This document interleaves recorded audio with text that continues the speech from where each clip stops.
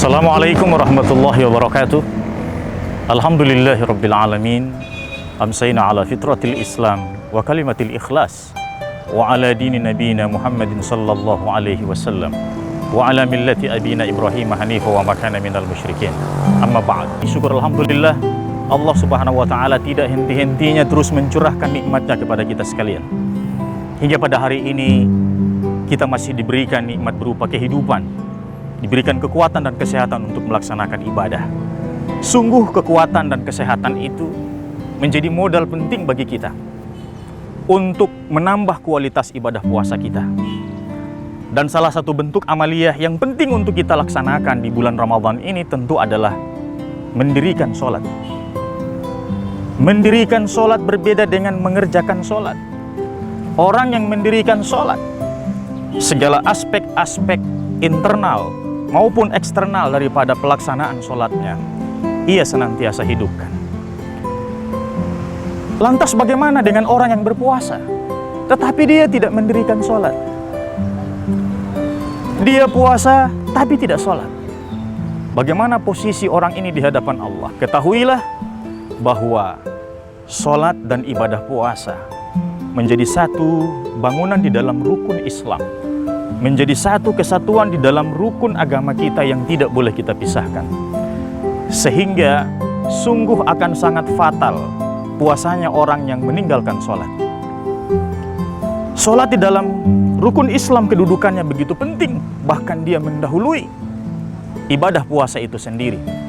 As-sholatu imaduddin. Sholat itu adalah tiang agama.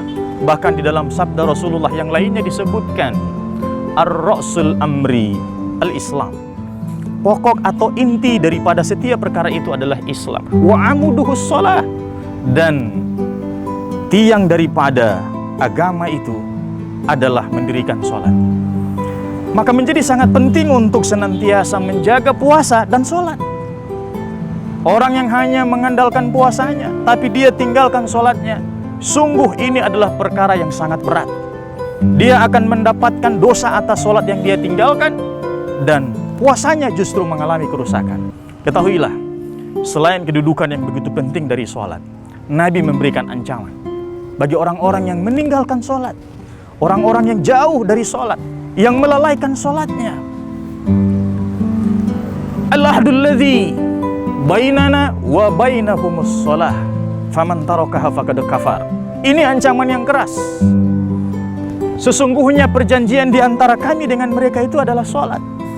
Sehingga siapa yang meninggalkannya dengan sengaja, siapa yang meninggalkannya tanpa uzur syar'i, bahkan disertai dengan pengakuan bahwa sholat itu bukan merupakan perkara yang wajib, bukan merupakan perkara penting dari agama, dia jatuh dalam kekafiran. Oleh karena itu, puasanya orang yang meninggalkan sholat sungguh telah jauh dari kesempurnaan daripada bangunan Islam. Ingat bahwa sholat itu menjadi tiang agama, sehingga siapa yang menegakkannya, dia telah menegakkan agamanya. Siapa yang meninggalkannya, sungguh dia telah meruntuhkan agamanya. Apakah masih ada agama pada diri seseorang yang meninggalkan sholat?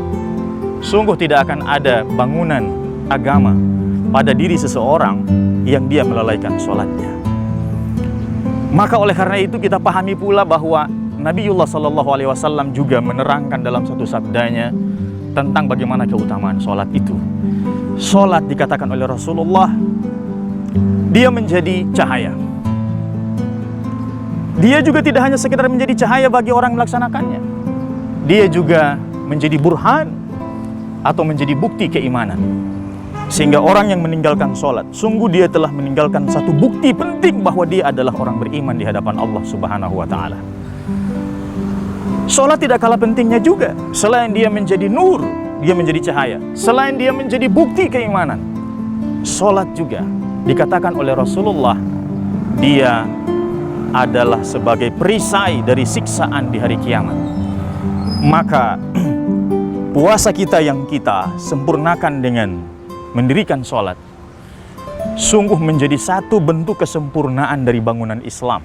Selain tentu saja dengan 3 rukun Islam lainnya, syahadatu an la ilaha illallah, kemudian kita menunaikan zakat dan menunaikan ibadah haji bagi yang mampu.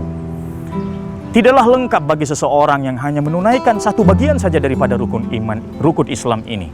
Oleh karena itu, pemirsa yang budiman, mari kita kokohkan ibadah puasa kita dengan senantiasa menjaga perkara yang sangat penting dalam kehidupan kita, dalam urusan kita dengan Allah.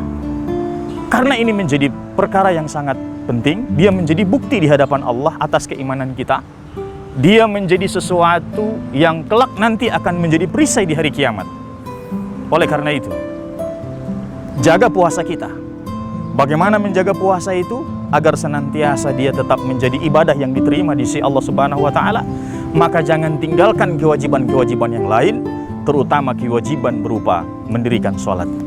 Mendirikan sholat tentu saja tidak hanya sholat yang kita perhatikan, tetapi seluruh aspek-aspek di luar ibadah sholat itu harus senantiasa kita hidupkan.